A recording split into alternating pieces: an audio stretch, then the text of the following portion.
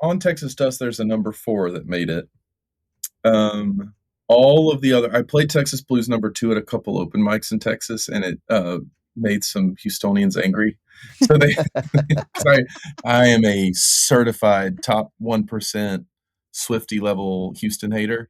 Um, and so the first that Texas Blues number 7 was the last. The first ones had a lot of cussing and were very mean, and so that was the most even-handed one that I made. Gotcha.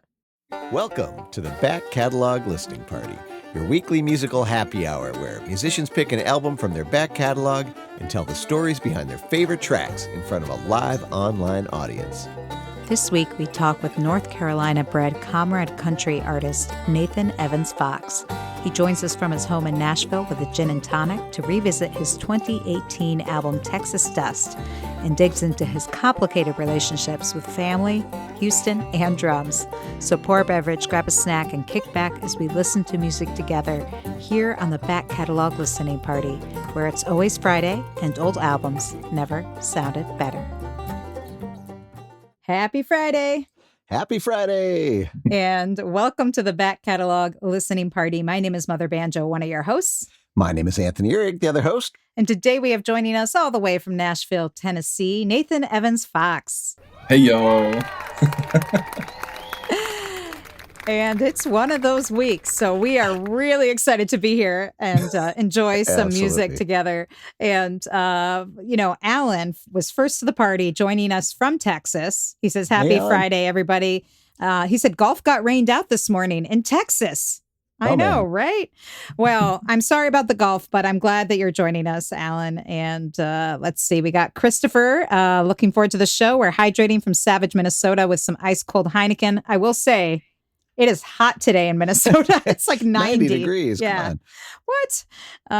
And then Joe has his ears open in Minneapolis. Bell's Two-Hearted Ale keeping him company. Great biking day. True. Yeah. And K logging in from Cambridge, Minnesota. Christy and Kermit. Hi, guys. Hey, gang. Great to have you. Connie joins us from Richfield. Susan from Bend, Oregon. Drinking a lager from Van Henyen Brewing. And as I mentioned in the chat, since we got a little bit of a late start today, I am enjoying cooling off with a gin and tonic because it's one of my favorite summer cocktails. Can't go wrong. And Tony, are you enjoying anything? Yeah, I am having another one of these special effects NAs from the Brooklyn Brewery. Nice. It's the grapefruit IPA. It's super tasty. Nice. Sounds refreshing on a hot day. And then Nathan, are you enjoying anything for your happy hour?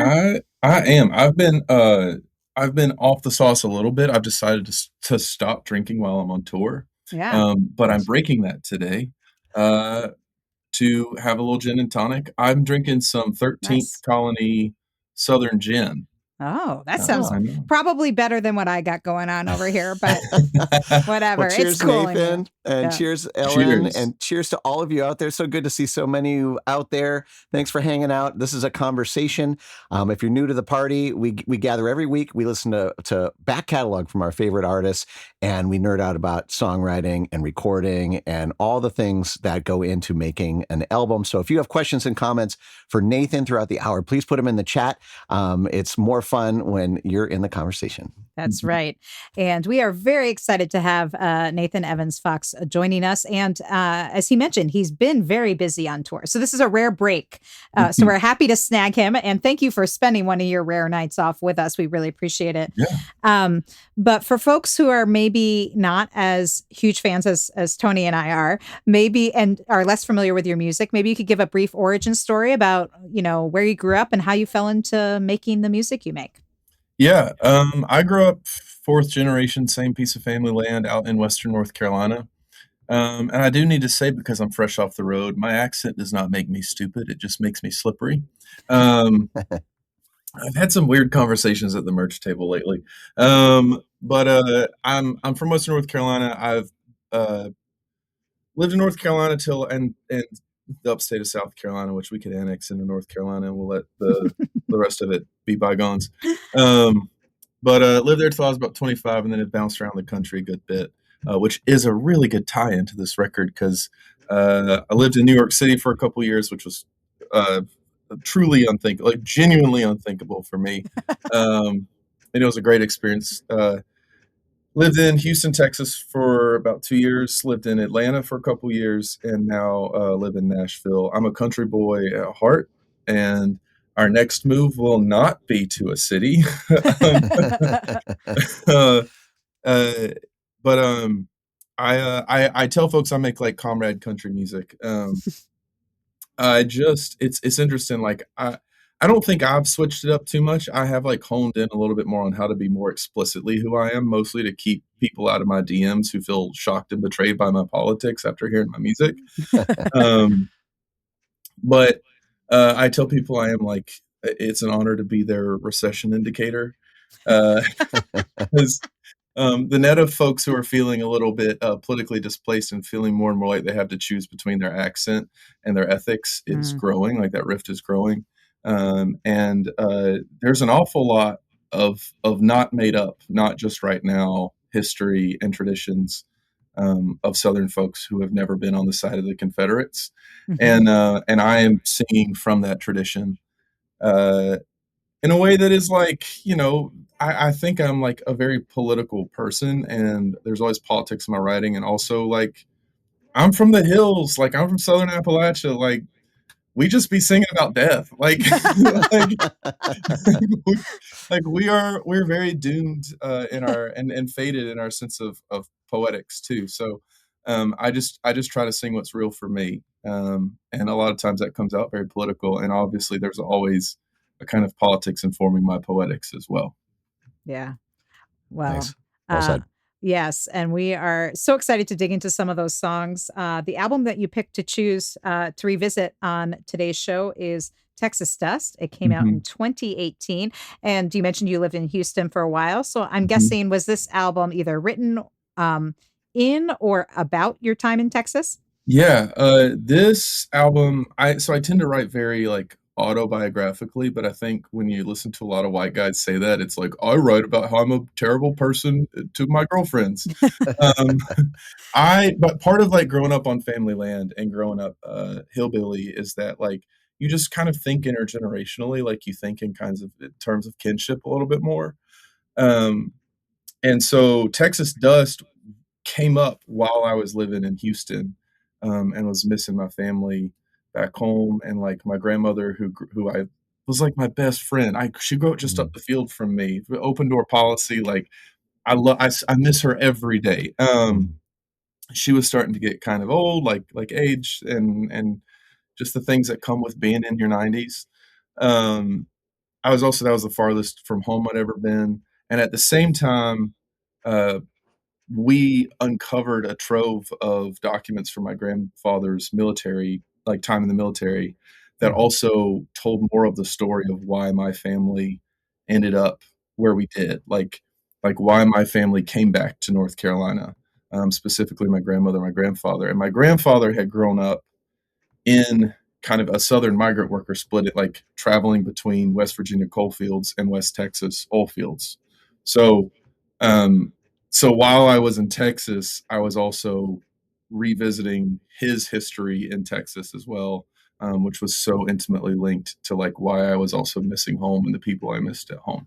So it's the like grad student, the annoying grad student way to say it is biography. Gotcha. Because it's not all just about you. It's also about other people and your family and other things like that. Yeah. Yeah. It's very us. Speaking of which, I noticed there's an elderly gentleman here on the cover. Yes. Is this Grandpa? That's him. Yeah. I never met him. He died 2 years before I was born. But when you grow up on family land, it's funny, like I've been promoting this new record that I'm putting out. And a lot of folks ask about what it's like growing up on family land. And it's like you know the expanded universe of the land. Like there's this real connection to people. Like I have cousins I've never met who've lived and died who I still grieved when they died. Like because there's a whole kind of it's like when you lose a theater, you lose the characters that have also been on the stage. And so while I didn't know my grandfather, between the ways that he impacted our family and the ways that like the land told a story about him and the people around him, I felt like I knew him very intimately. And so, yeah, that's him on the cover. Nice. Wonderful. Well, I'd love to dig into some of these family stories and history. With the first track that you picked to feature is Texas Blues number 7. Is there anything you want to say about the song before we take a listen? This is the only one from this record I still play live at shows. People really like it. This is really going to be tough for me because I'm going to hear my baby voice. This was almost 10 years ago. So I think I had played shows for like a year. So I was also still just coming into my own. But I still love this song. Awesome.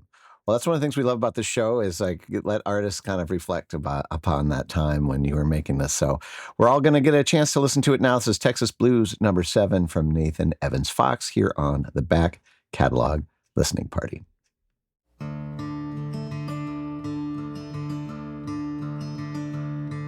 I lost my taste for poetry, picked up my taste for gin, and we headed out for Houston with no family and no friends.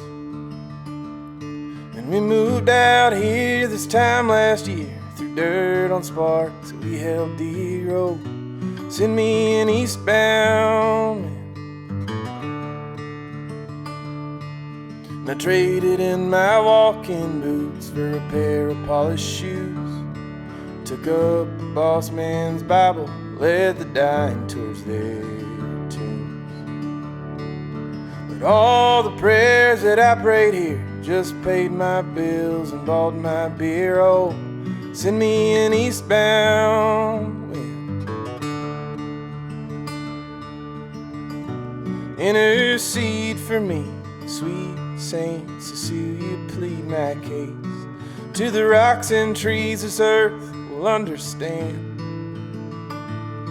And let all of heaven's ears grow closed out where the burning dust all glows. On the dust we will know will wash from our feet.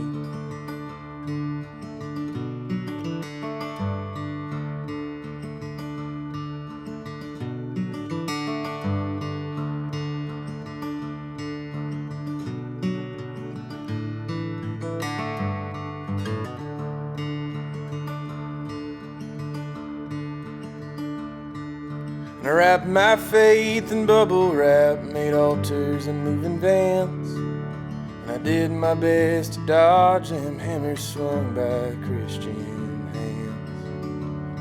But this fragile thing that we keep warm just might tire out before it's born. Oh, send me an eastbound wind.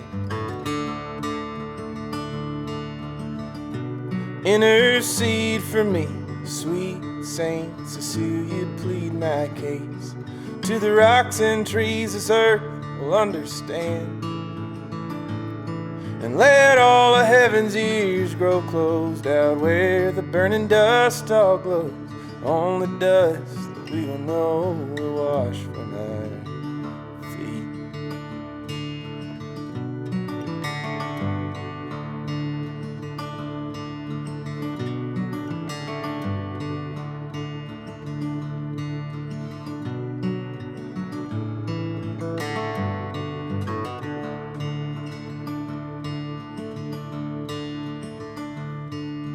Where it is my friends have been is where I wanna go. And where it is my friends have been is what I wanna know. And I'm getting tired of holding smiles for memories of absent folks. So oh, send me an eastbound wind. Oh, send me an eastbound wind. Oh, send me an eastbound wind.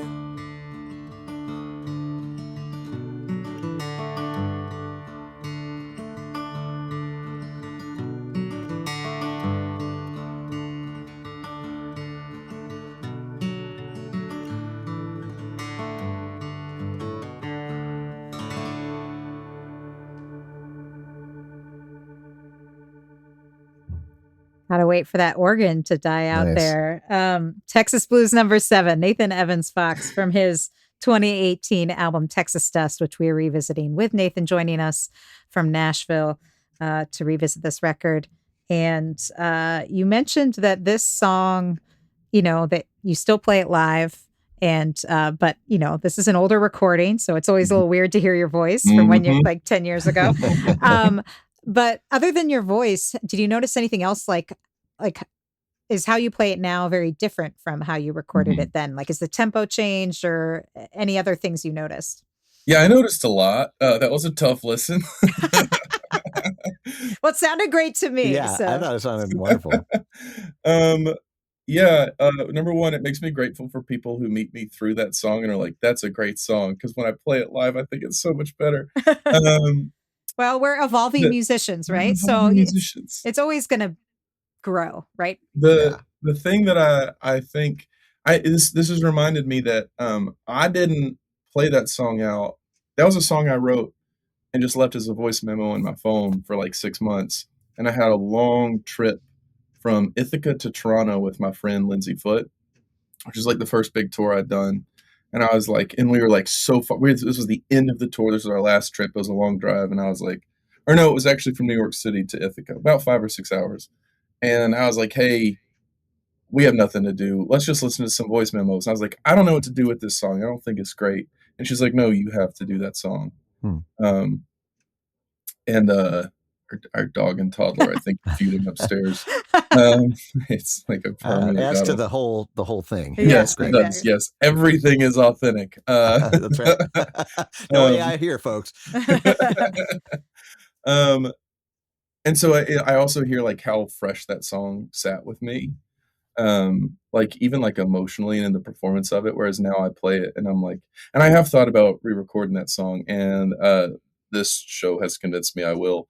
I think about how like I had experienced it enough. Like this is like I'm not normally this kind of like abstract and sentimental about things, but like I had the experiences that produced the song, but I didn't know how to like revisit them when I performed it in that recording.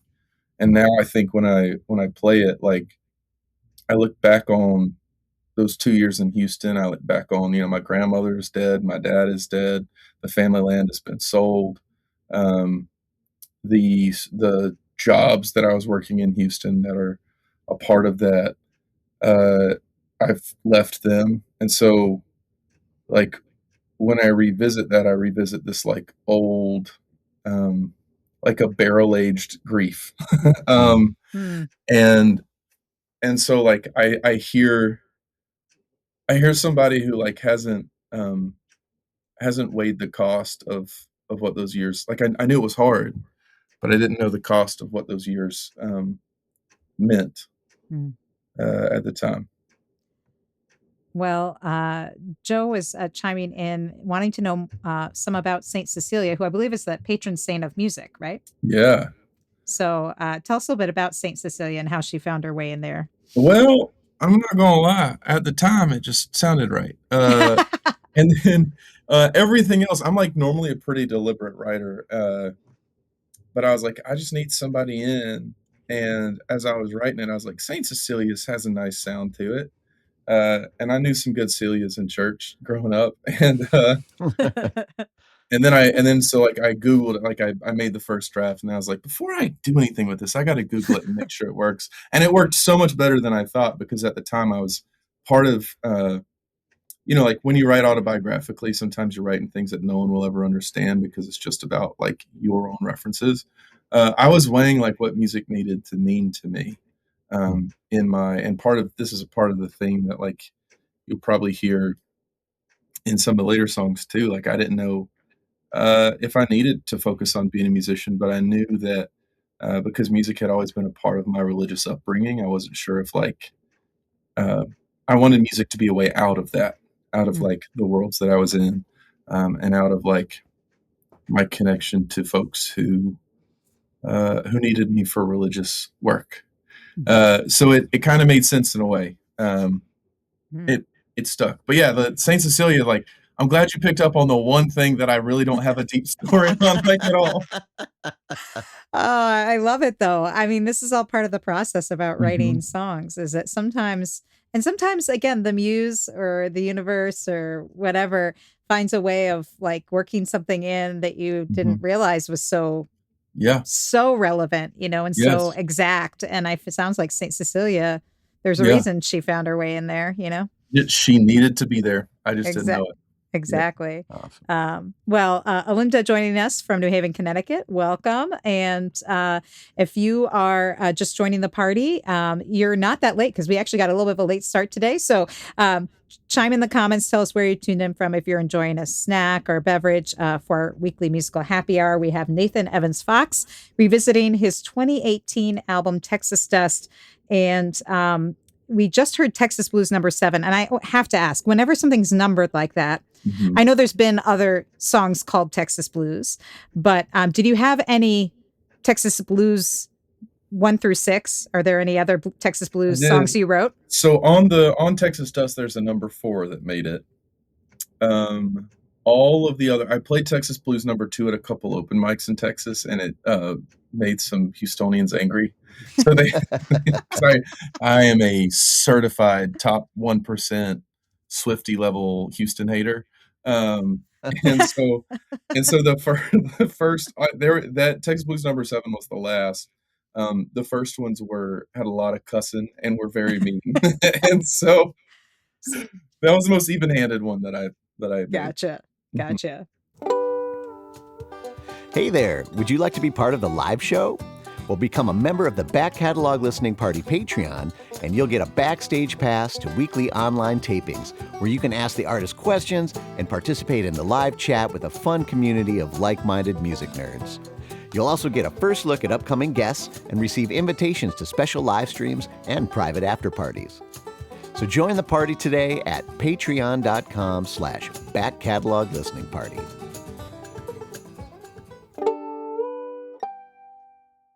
Well, I'd love just the sparse kind of production there. Like it sounded like maybe just a little organ in the background. Can you talk a little bit about like what you were working with there in Texas, recording this, and what your ideas were? Did you come in with this idea, I want to make this kind of folk record that's got a little more space, or was it just kind of the hand that you were dealt? Like, can you talk a little bit about your, how you approached this record from a creative constraints perspective? So that was the record where I think I set out the most constraints for myself. I didn't want drums. Drums and I have a complicated relationship in like so many ways. Like I should unpack with my therapist. I see one on the shelf behind you there. Yes, yeah, I know. Yes, giving you the evil eye. It reminds me. Yeah. I didn't want any drums in the ways that like I love bluegrass and old time music, and so all of the percussive elements get absorbed and like deconstructed and reconstructed and distributed throughout like all of the other instruments. And so I wanted to draw on that without making anything stomp and holler. There's one song where I had to pull in a snare drum, the next one, but so I knew that I wanted that, and also I wanted the record to feel slow. Like part of what when I was listening back to these songs before I sent them to you, I was like, man, these songs are long. Like I hadn't really zeroed in on my like real country production, like affinity for country production now, where I'm like one verse, chorus, half a verse, chorus, bridge, out. And I just really wanted these things to like cook because the songs were so personal and the record really needed to feel like a book. Like I like to write records in forms in that kind of form, thinking in terms of chapters and introductions and epilogues. And this one really stitched together that way. So I wanted things to just feel open. And so that was really like the constraints I put myself through. I recorded the whole thing at my in-laws' house when they weren't there, when they were at work over the course of 2 weeks. And that was just, I mean, honestly, like, yes, there was some economic consideration, but it was really also just like what I really wanted to be doing. Like I wanted to drive out into the suburbs when no one was there, have about 5 or 6 hours where I could just play my songs and let it just be for a little while. Nice.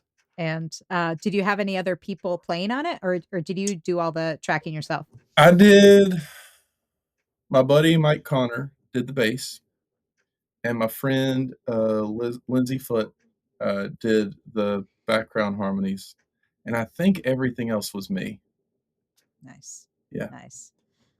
I love it that you had an idea ahead of time. It's like that. We love like album formats here at Yeah. the Catalog Listening Party. We do think of them as like this package, this Mhm. thing that has a beginning, middle, and an end.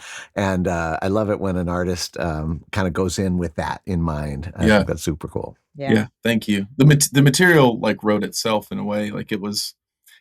That was part of what was nice too, was like I didn't have to force it. I've done other records where I'm like, this is all a little too much and it feels like a demo tape. And that one was like, I would just sit down to write and it would all just unspool from the same thread. Love that. Well, I can't wait to hear another chapter in this wonderful collection, Texas Dust. And this is actually the title track. So is there anything you want to say about this song before we take a listen? I think we should talk about it afterwards. Perfect. Yeah. All right. We're going to give it a spin. This is Nathan Evans Fox with Texas Dust here on the Back Catalog Listening Party. I was raised by violent men, drinking daddy and Uncle Sam. Nothing made quite good sense till there were chevrons in my hands. Odessa-born Appalachian son, I raised Cain and grew up to run. And hell's the name we gave the ways you stick around for love.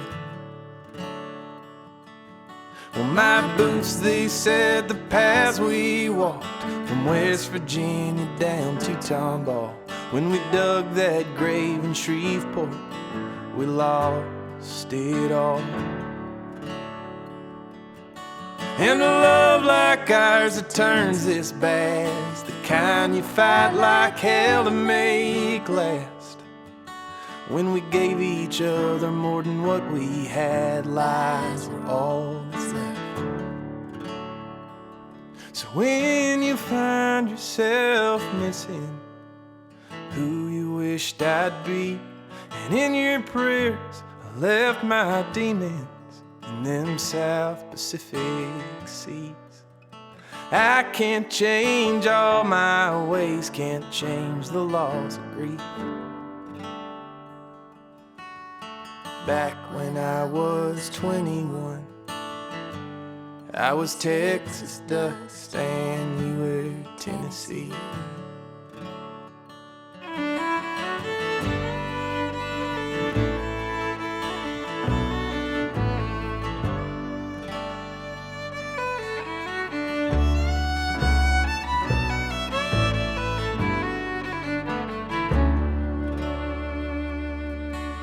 When your tears had lost a place to land, they circled round and they drove you mad.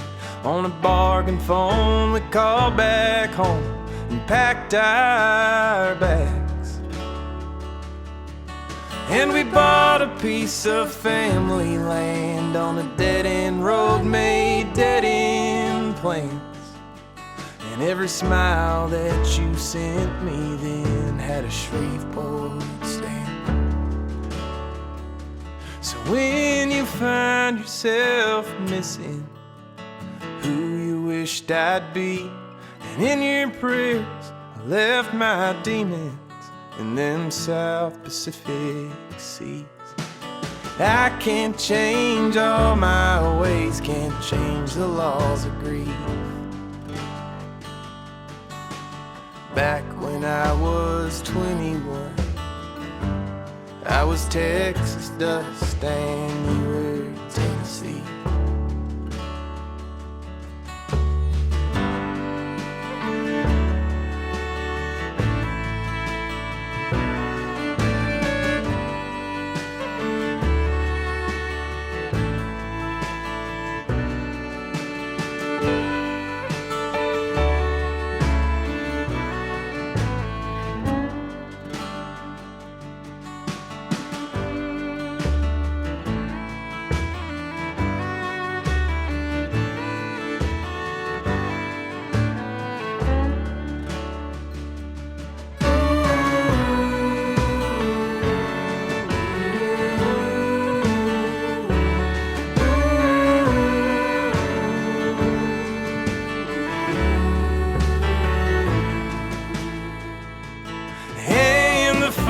sins will reinvent themselves for the sons. So I did my best to get away, but lost my strength to run. And I came back from a foreign war, my money spent and my health turned poor, and I knew we were done for. Yeah, and I knew we were done for.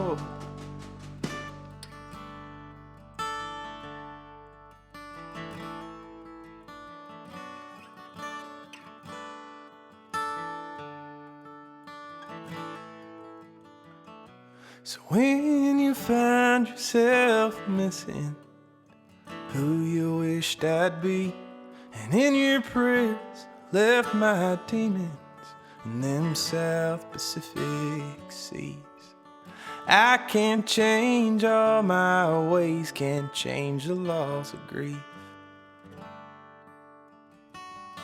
Back when I was 21, I was on the run. We were not in love. I was Texas dust.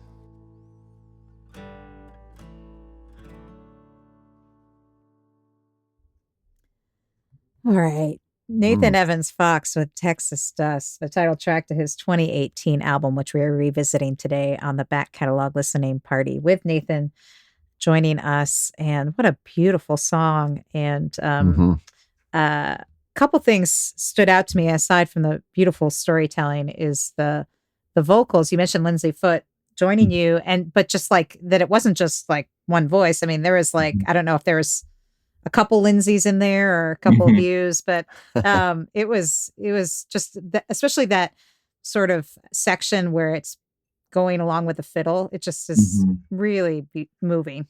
Yeah. She was a gem to work with. Yeah. So do you remember how many tracks you had for those vocals? We did. That was the only time. So my part of the parameters when we talked about was like, this was the most produced of all the songs because I wanted things to feel like they could have been reproduced live, even if I didn't ever do it.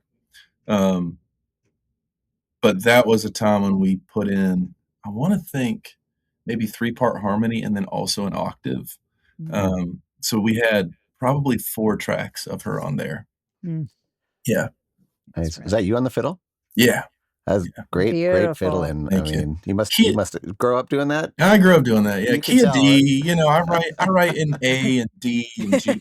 I write in all good these fiddle keys. Yeah, exactly. It was beautiful. Your Appalachian roots were showing there. I loved it. Yeah, really nice. And also, by the way, you mentioned this before we took a listen that that you had a complicated relationship with drums and that this is the only track on the album that has drums. And I have to say that very gentle snare, it felt like very warm. And I feel like that snare behind you is just telling you like, see, it doesn't have to be big. I don't have to be big. I'm going to throw that thing out of the room if it keeps talking.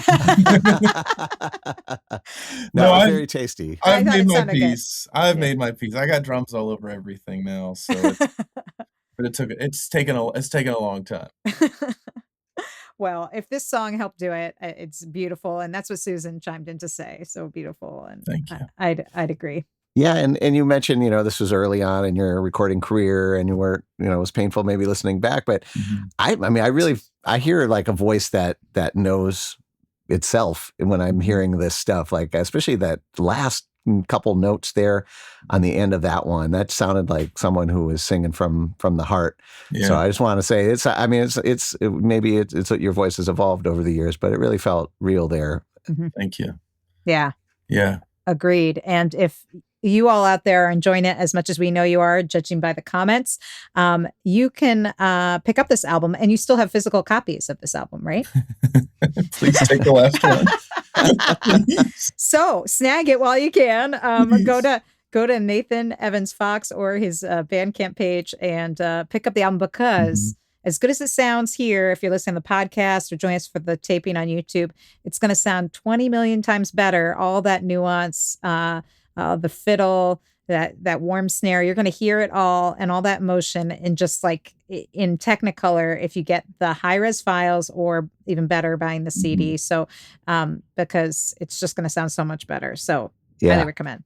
Agreed. And it like you mentioned earlier, it was kind of constructed as an album, so you could put that thing in your CD player and not touch it. Yeah, exactly. And let it roll. And not to ruthlessly plug, but also, I mean, this record, Texas Dust, and my new record, Heirloom, are like, it feels like a prequel or a sequel. Like they feel so enmeshed, even though I'm a much better performer now. And like sonically, I've grown a lot, but like the themes of family and intergenerational work, like I call it like an intergenerational exorcism. Like it's developed. Like this record is about my grandparents and me being in Texas, and this new record that I'm putting out is about my dad and my kids. So these kinds of the generations are all talking to each other across these records. And I want to mention that the new album Heirloom, by the time this podcast episode drops, it will be out everywhere. So on all the digital places. But again, if you want to get a physical copy, NathanEvansFox.com. I've heard the singles that are already out of the record now. And I'm so excited for this new record because the singles are really good. So I'm just saying, folks, I was going down a Nathan Evans Fox rabbit hole a couple weeks ago, and it's like all I was listening to. So I have a song on the new one that fully betrays. If you feel like I'm an acoustic musician because of this, you're gonna be so betrayed. We literally reference like a Jason Aldean song and a Hotline TNT song. I loved it all. I'm just saying. Okay. We got the featured track that comes out when the record drops is awesome. There's not an acoustic instrument in sight. Oh no, there's a banjo, but we ran it through an amp. I take it back. There you go. If it has banjo, it's got your double stamp of approval here on the back catalog listening. That's right. That's right. Well, we're excited about the new record. And like Ellen was saying, if you go to NathanEvansFox.com, you can get the prequel and the new one, and they listen to them back to back, and you'll get a really great snapshot of Nathan's family history. That's right. And we want to get to as many tracks as we can from this record because time is going fast. Yeah. This next tune is St. Louis. So this one maybe not taking place in Texas. Well, or maybe you say that. I was playing this song for my wife when I was writing it, and she's like, "You cannot write another song about Houston." So it's like, name a city. I'd never been to St. Louis last year. So St. Louis is just a stand-in for Houston, is what you're saying. 100%. Sorry, St. Louis. You're actually a really lovely city. Sorry to throw shade. All right. Well, let's give it a spin. This is Nathan Evans Fox with St. Louis here on the Back Catalog Listening Party.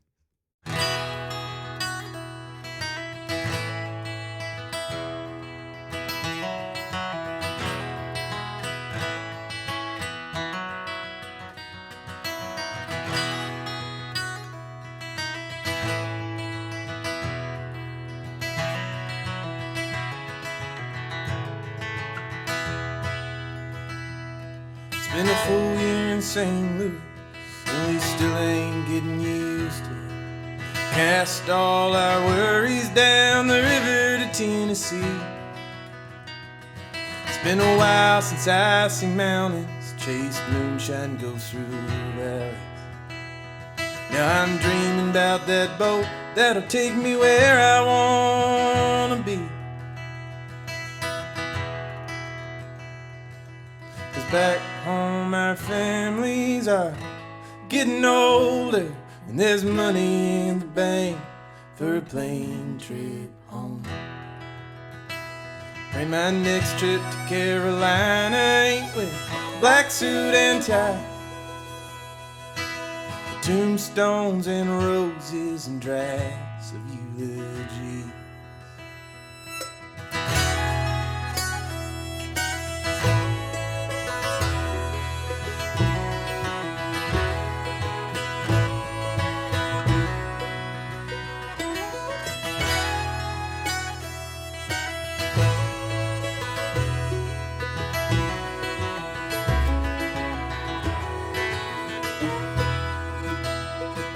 We marched around Jericho about this time a year ago, singing songs our fathers stole about where they wished we'd be. And it's so dangerous thing to entertain that I ain't got reasons for going my way. Now I'm dreaming about that boat that'll take me where I wanna be. 'Cause back home my families are getting older, and there's money in the bank for a plane trip home. Pray my next trip to Carolina ain't with black suit and tie, tombstones and roses and drafts of eulogy.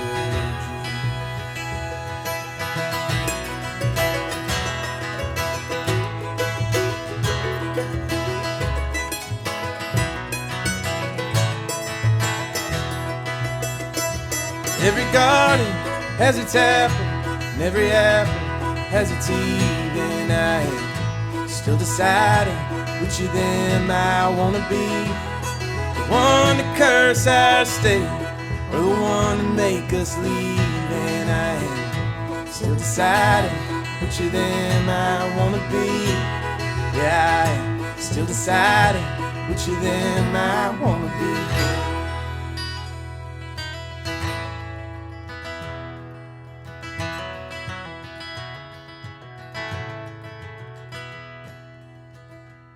It's been a full year in St. Louis, and we won't ever quite get used to it. Now I'm dreaming about wherever it is it will soon be. Yeah, I miss some lonesome mountains. Yeah, I miss them moonshine valleys. Now I'm dreaming about that boat where those wheels are there. Steam. 'Cause back home our families are getting older, and there's money in the bank for a plane trip home.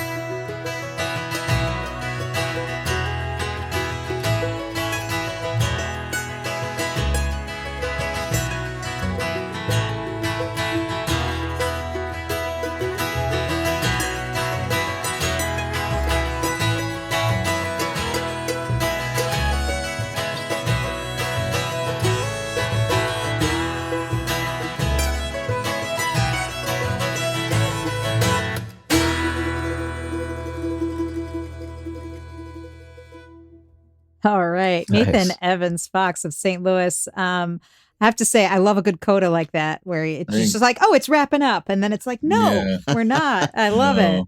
I really threw in a lot of pageantry in my 20s. Well, that mando sounds real sweet. Is that you as well? Yeah. Nice. Yeah. I Yeah. love playing mandolin. Mandolin is one of the most fun instruments in the world. It's so intuitive. It's got all that percussion to it. It's the best. If you want to hire me to play mandolin, but not well, please, I'm begging you just to let me just have fun on mandolin. Well, that sounded like fun for sure. Yeah, and I was just going to follow up on that idea of pageantry.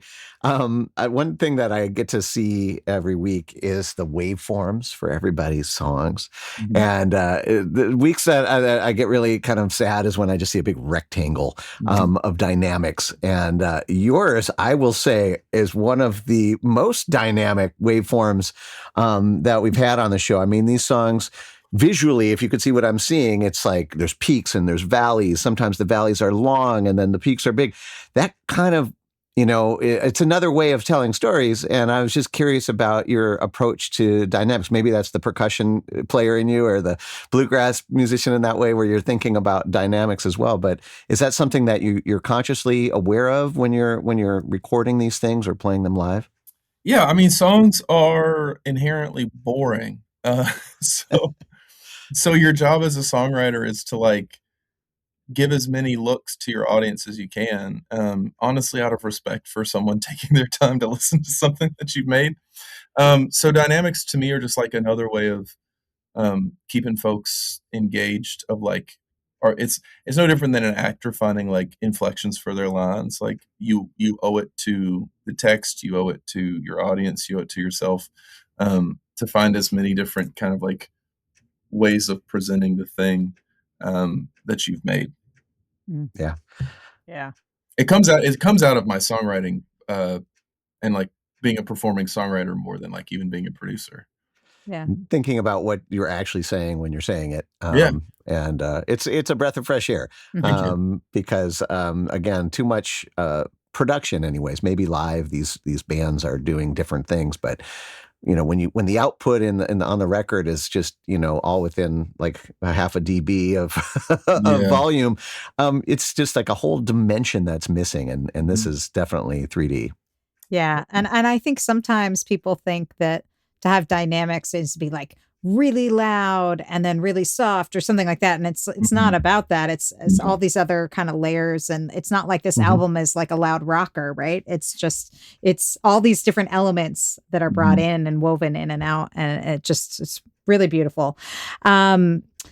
So if you guys want to pick it up a copy, NathanEvansFox.com. Get them while they're hot. The Back Catalog Listening Party is brought to you by EFS Publicity. Founded by veteran publicist, promoter, DJ, and musician Ellen Stanley, EFS brings an artist's perspective to the table, working to help clients get to the next level in their career. Services include national and international media campaigns, radio promotions, tour press, crowdfunding, grant writing, and more. Get a quote or set up a consultation today at efspublicity.com. You also shared a few photos, Mhm. because we often ask artists if there's any photos from around that time period that seem to help tell the story. And there was a few in here that I thought were interesting. Obviously, we have the photo of Grandpa on the cover, which Mhm. is wonderful, especially because it looks like a Polaroid. I don't know if it actually was a It Polaroid or is. just how you treated it on the Yeah. cover. Yeah. Yeah. So that's really wonderful. And is that you? Is that really baby Nathan That's Evans baby Fox? Nathan with the monster truck hat. Yeah. Oh, Love it. so cute. For those of you listening to the podcast, we're looking at this adorable photo of a young boy wearing a blue and white striped shirt, this red hat, and some grapefruits It or looks like oranges? grapefruit. Yeah. Yeah, Yeah. yeah, with a big grin on his face. Big So, grin. yeah. And was this you during that time, kind of a younger? That was the photo that's on the inside of the CD. So, back before I could grow facial hair, and back when I had hair on top of my head. The hair just moved, right? The hair moved, yeah, migrated. That is our dog that we got in Houston. That's the only good thing to come from Houston. Aw. Well, and these Who are songs. we You forgot looking the at here? songs. And the songs. You're right. Yeah. But no, that's Maisie. We got her when Mhm. she was this tiny little puppy. We thought she was gonna be a short-haired dog, and she ended up having tall ears, and she has fluff everywhere. She's like a genuine mutt, and so people would ask us when we take her to the dog park if she was a hyena, which says a lot about what is normal in Houston. But also, like, she just looked weird for years, and she was the cutest and best thing. The only thing that kept us sane during that time. Nice. Oh, very cute. And then this looks like, is this where you recorded things? Is this That was our in-laws? apartment in Atlanta after Texas Dust had come out. Okay. And that was kind of just of the season. That's what I was looking like as I was touring. Millennial skinny jeans, the whole thing. Still a baseball hat, but a different one than the one from when you were a kid. Yeah. I've always been a hat boy. Yeah. Yeah. That's how I you feel know you that's there. how you know I'm a redneck. I love hats. Nothing I love wrong that. with a good hat. Yeah, And your That's monster right. truck hat there was. I bet Oh you my people would pay God. a pretty penny for that one now. If I could And- find that in an adult size, I would wear that thing. Well, speaking of hats, I see in your merch store at Mhm. NathanEvansFox.com, you have a baseball hat that folks I can do. buy. It's camo. It Uh-huh. says, now here's the thing. I just got off the road with Carsey Blanton. We went through the Midwest. No one understood what it meant. Because like most of my stuff, it only makes sense in the South. It's Waffle House but it's Yolidarity instead of Waffle House. Nice. Yolidarity just meaning y'all. It's just twanging solidarity. That's all it is. I had somebody make up an acronym for it. Like, you are literally like, I don't know. Like, I don't know. They were saying stuff with it. It's just Yolidarity. Gotcha. I love it. We love it. Great sentiment. So you can check out all the stuff at NathanEvansFox.com and get your own hat. And definitely encourage you to do that. Also, you have a Substack as well. So folks can follow that if they want to have more of your writing in a different format. Yes. Is there anything in particular you want to mention about that? Yeah, I am hosting a book club, which is great. The world needs more theory bros. Yeah. I'm hosting a book club this summer, but all the resources will stay up. So whenever this airs, you'll still have access to it. A book club of anti-confederate Southern history. It's like political. I'm bringing in activists, organizers, artists throughout the South who are part of a long history of anti-confederate struggle. I tell folks as I travel throughout the country, everyone is living in the South now, and so it might be time to tap into how resistance and liberation and struggle have looked for folks who've been living it for a minute. So there's a lot of history. A lot of it is suppressed. There's a reason people don't know, and so my hope is to be able to get people tapped into like these stories that I think are some of the most compelling stories in the U.S. But more importantly, to get them into like plugged into organizations and causes and folks. There's a wide variety of political tendencies that you can get involved in. I'm not endorsing one or the other, but they're there. Yeah, cool. Awesome. And do people do you meet up with people like in a live setting? What's the kind of book club format? So I put this out on Instagram to see if anybody would be interested in like having a small Zoom call, and I got 250 responses that people would be interested. So now we're somewhere between 400 and 450 people who at least will be starting with this. So it is not a chill book club, which is great though, because that means that I can like get donations from folks and then pay guests who are like real experts and really, organizing and things. So I've been able to scale it up, but it's going to be every Wednesday I'm going live. And then every couple of weeks I'll have kind of like mailbag episodes where I go live and do video with other folks. And then we'll just be kind of like engaging folks in the Substack chat. Excellent. Super cool. And it's clearly you've tapped into something too. And this is something that people want to hear about. And so if you're out there and you're interested, I'm assuming this Substack's linked from your website, NathanEvansFox.com. We'll also put a link to his website and the show notes and his records and these cool pictures at backcataloglisteningparty.com in our show notes. That's Thank right. you. And we've also shared a direct link to the Substack as well. So you can join that as well. We want to take this opportunity to thank the folks that have kept this back catalog listening party going for 6 years and nearly 300 episodes. We're getting close, folks, to number 300. And this is all thanks to these people who we don't have a book club, but we have a listening party every week. That's right. And these folks have kept the party going and also join us for the live tapings.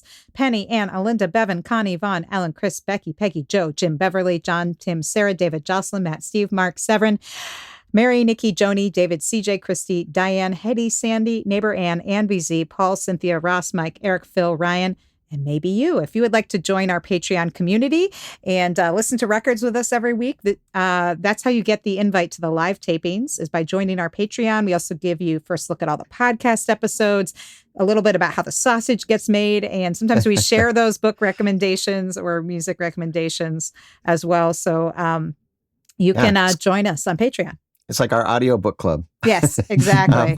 And there's something that happens when you read a book together and when you listen to music together. And it really is all about the people that show up. So another just shout out to our Patreon community. I look forward to this hour every week because I know you're going to be hanging out with us. It's so much fun.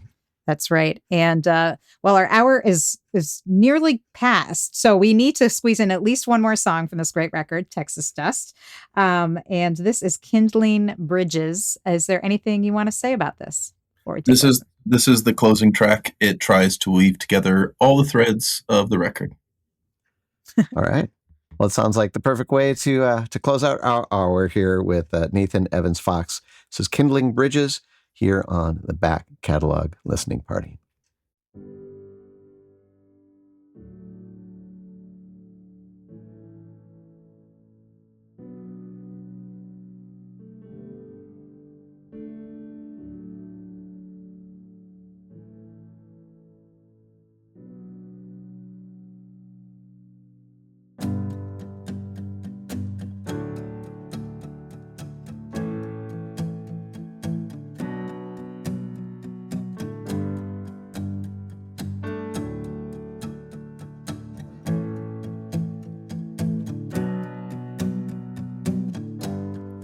Apathy grow on me like whiskey warm. My mother's mind I'm growing tired of singing hymns for fickle friends, spending hours on my knees for someone else's sins.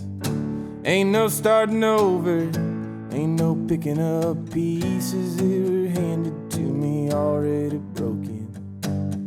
If I forget my religion, did it really go missing? All these kindling bridges, they were built for burning.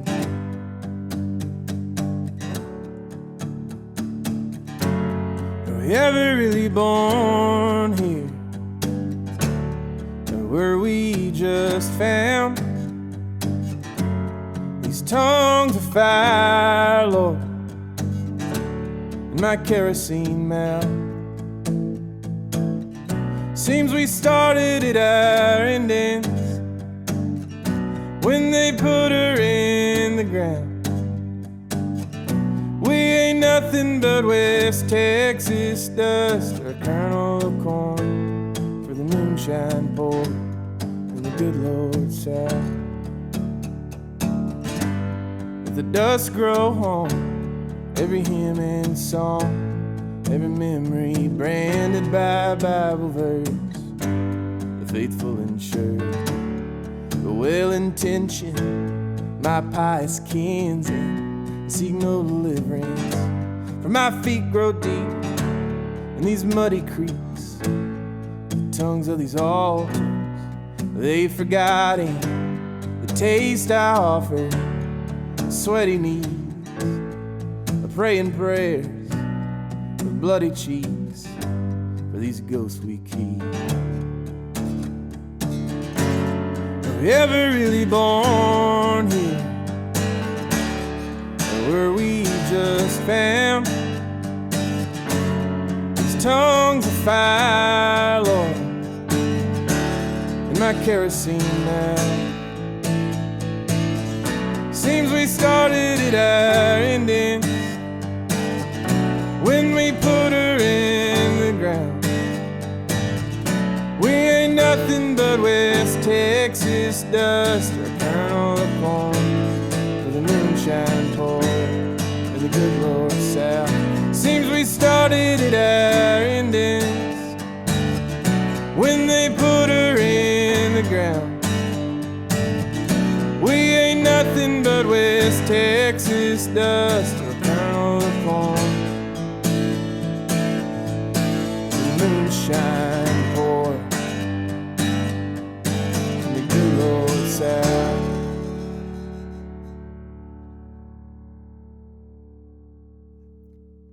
I wanted to make sure there wasn't a surprise coda at the end of that. That was Kindling Bridges, the track that finishes off Nathan Evans Fox's album Texas Dust from 2018, which we have unearthed a little of today here on the Back Catalog Listening Party, with Nathan joining us from his home in Nashville. Thank you so much for joining us tonight. Thank you.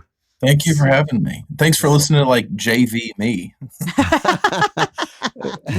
Well, folks are enjoying it. So many great comments lighting everything up. Great show. Love Nathan's music. Thanks, Nathan, for the cool stories and your music. Super enjoyable show as always. Time for another cool beverage. Yeah, keep the party going, folks. You can just go down that Nathan Evans Fox rabbit hole like I did and buy all the stuff. NathanEvansFox.com. He also has some tour dates in the Northeast and South. So, and I'm sure more to come. So check it all out. Yeah. I'll probably be where you are this fall. Excellent. Wonderful. Oh, we'll be keeping an eye out for that for sure. Okay. Yeah. And preaching it from the rooftops here in South Minneapolis. Thanks, Nathan, for hanging out with us. This has been really the antidote to my my day, and I appreciate that. And thanks everybody else for hanging out with us for another hour here on the Back Catalog Listening Party. Until next week, keep supporting independent music. Cheers. Cheers. Cheers. Thank y'all. Thanks for joining us on the Back Catalog Listening Party. If you like what you hear, please subscribe to the podcast and leave a review, which helps more people discover our show and our guests. And do you want to be a part of the live show, get a first look at upcoming guests, and receive invites to private online parties and live streams? Then join our Patreon community at backcataloglisteningparty.com. Have a great week. We'll see you back here next Friday for another edition of the Back Catalog Listening Party.